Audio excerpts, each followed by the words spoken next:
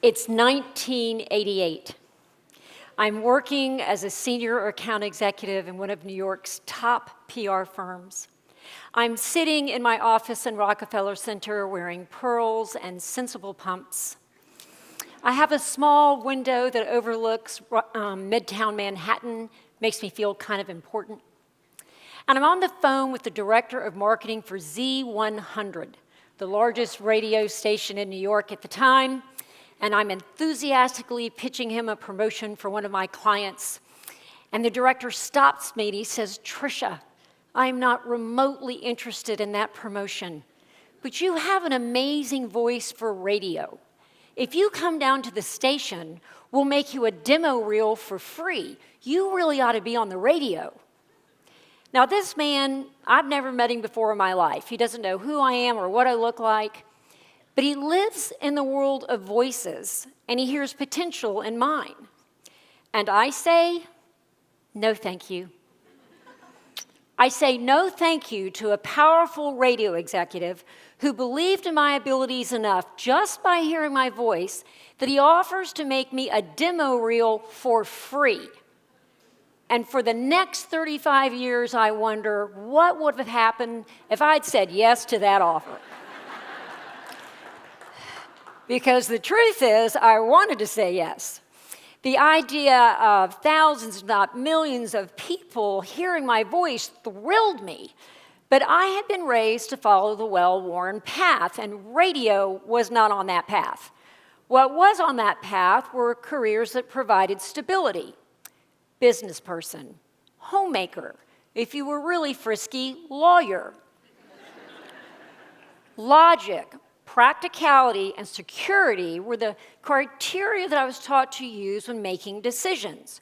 I wasn't surrounded by risk takers. Lovely people, not risk takers. So when I was presented with something new or unexpected, I didn't have the imagination or the courage or the encouragement to veer off the safe path and to step into the unknown. For the next 7 years, I stay exactly where I am in public relations, billing my time in 15-minute increments, working for clients like retail banking, traffic reporting, hazardous waste recycling, being a voice for other people instead of being a voice for myself. And on the surface, it looked great. I was well paid, I was respected, and I was miserable. I can remember thinking, if I do this work for much longer, I'm gonna die. Slowly, but I'm gonna die. And around about that time, I was talking with a priest at my church. He could see that I was struggling with where I was in my life and was thinking about going someplace different. And he said, "Well, you know, Tricia, everyone will tell you the cost of going. No one will tell you the cost of staying." And that sentence cracked my world wide open because I realized how much of my life had been shaped by avoiding risk without ever calculating what that avoidance was costing me. Like the time in college when I said no to learning how to edit videotape, even though I really wanted to, because I was afraid of making a mistake. I mean, who knows, I could be a filmmaker now. Or the time I spent nearly a decade unhappily married to the wrong man because I was afraid of staying single and waiting for the right person to come along. I had used logic and practicality and some distorted view of security as my only criteria for decision-making, and suddenly I could see the blind spots. Those criteria were very good at keeping me safe, but they also fueled regret. Maybe you've tried to keep yourself safe and said no to decisions that would push you out of your comfort zone, and maybe you have some regrets too. I had done that over and over again, and I didn't want to do it anymore. So I adopted a new rule for myself. The riskiest thing I can do is play it safe. And I went all in. And over the next few decades, I tested that rule in small and big ways. Small way, I dyed my hair red.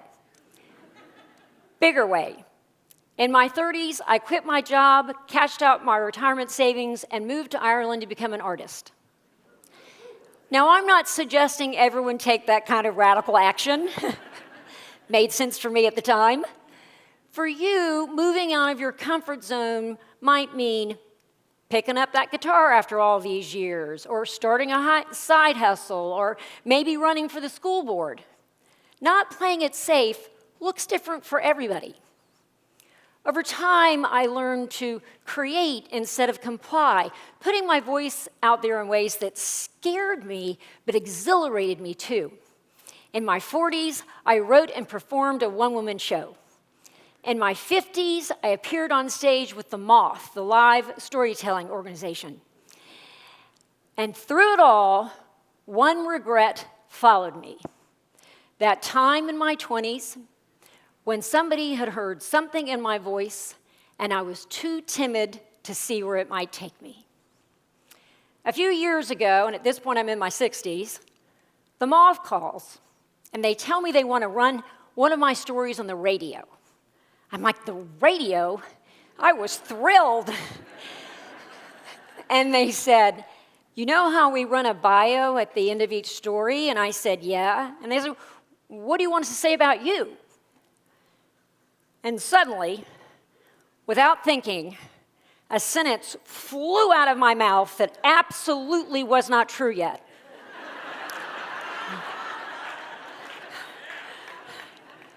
Trisha Roseburt is the host of a popular new podcast. And I hung up the phone and I thought, what have you done? I didn't own a microphone. I'd never taken a class. I didn't have the first idea about how to produce a podcast. But I was not going to miss the opportunity to redeem myself for a decision I had made out of fear and I had regretted for the past 35 years. And I was not going to miss the opportunity for more than 2 million people to hear about my podcast, even if it didn't exist yet.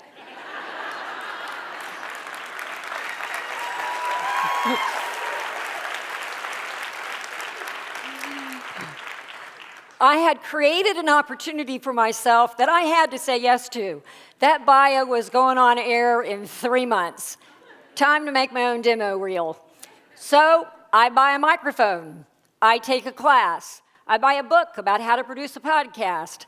I try to get as smart as I can, diving into a medium I know nothing about. And every time I think, what are you doing? This isn't logical. This isn't practical. There's no security guaranteed. People are going to laugh at you. I think, do you want to regret saying no for the next 35 years? Or do you want to step into the unknown and see what happens? I'm happy to report that this year I'm launching the 5th season of my podcast.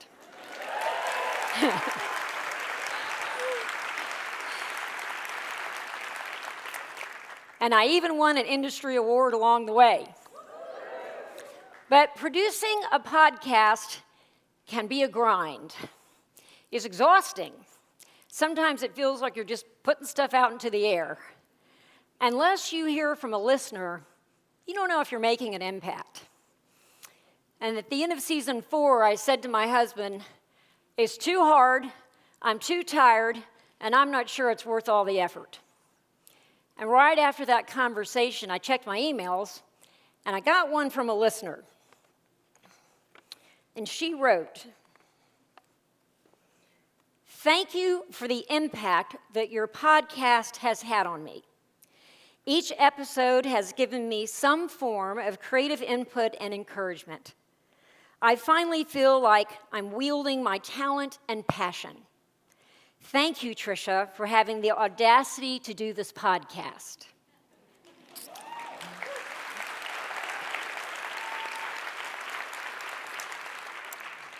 Now, those were lovely words to hear. But that listener also taught me an important lesson.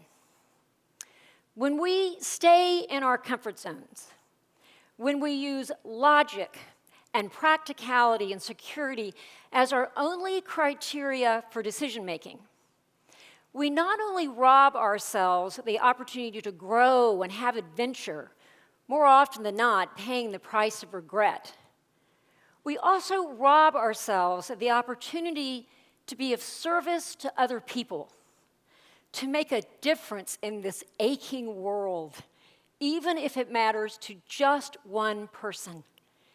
And for that reason alone, the riskiest thing any of us can do is play it safe. Thank you.